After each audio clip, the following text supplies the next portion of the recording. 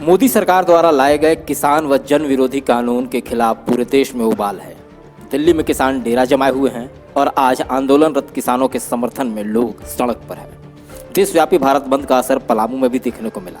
डाल्टनगंज के छमुहान चौक, रेड़मा चौक, सदिक चौक आदि जगहों पर विभिन्न राजनीतिक व जन संगठन के लोग जुटकर सड़क जाम किया और केंद्र सरकार व कृषि बिल के खिलाफ जमकर नारेबाजी की। आने दे, बता देंगे तुझे आसमां। हम अभी से क्या बताएं, क्या हमारे दिल में है। गरीब विरोधी की तमन्ना अब हमारे दिल में है। देखना है जोर कितना फालतू दिल में है। बोल जाती हल्ला बोल, हल्ला बोल, हल्ला बोल।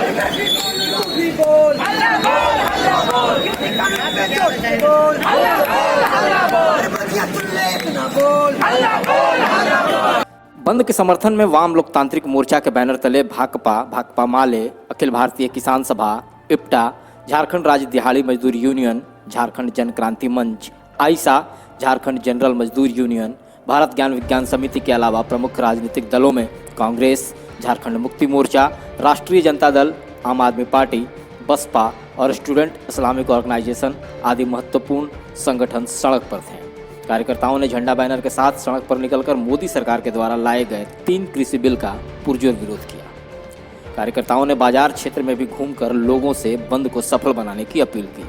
इस दौरान लोगों ने कहा कि बिना किसी से सलाह लिए मोदी सरकार ने लॉकडाउन के दौरान चोर दरवाजे से किसानों की बेहतरी के नाम पर 3 अध्यादेश पास कराकर कानून बनाया, जो किसान विरोधी ही नहीं जन विरोधी भी है। जबकि सच्चाई यह है कि यह किसानों के हक में नहीं, यह कारपोरेट और जमाखोरों के हक में बनाया गया कानून है। सरकार को इसे अविलंब निरस्त करना चाहिए। किसानों के समर्थन में उतरना इसलिए ज़रूरी है कि हिंदुस्तान के अंदर जिस तरीके से मोदी जी ने कारपोरेटिज्म की पॉलिटिक्स शुरू की है, उसमें हिंदुस्तान के संसाधनों को कौड़ी के मोल ये अपने दोस्तों को गिफ्ट करने की तैयारी कर रहे हैं। पहले इन्होंने 151 ट्रेनें जो है सो दे दी अडानी अंबानी को, इसके बाद उन्होंने एयरपोर्ट्स दे दिए। हिंदुस्तान के जितने रिसोर्स हैं सब एक एक करके हिंदुस्तान के पूंजीपतियों को दिया जा रहा है। खेत खलिहान बाकी था।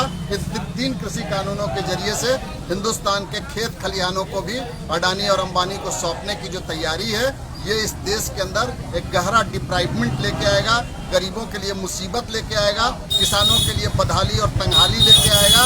इसीलिए ये कानून न सिर्फ हिंदुस्तान के किसानों के खिलाफ है, बल्कि ये कानून हिंदुस्तान की आम जनता के खिलाफ है। और जिस तरीके से हाल के दौर में इन कानूनों के खिलाफ प्रतिरोध की आवाज़ बुलंद हुई है, उसने उम्मीद की एक नई किरण जगाई है। मोदी के राज में इस देश के अंदर जितना भी डेमोक्रेटिक स्पेस था, उस सारे स्पेस को नष्ट कर दिया गया था। उस स्पेस को पहली दफ़ा बॉर्डर पे किसानों ने टेक ओवर किया और आज हिंदुस्तान के जगह जगह पे जो लोग निकले हुए हैं, वो एक बार इंडिकेशन दे रहे हैं कि हिंदुस्तान के अंदर फिर से डेमोक्रेटिक लड़ाई के लिए जमीन बनी है। और इसीलिए इस मुल्क को इस बात के लिए हिंदुस्तान के किसानों का शुक्राना अदा करना चाहिए और उनके साथ अपनी एकजुटता व्यक्त करनी चाहिए।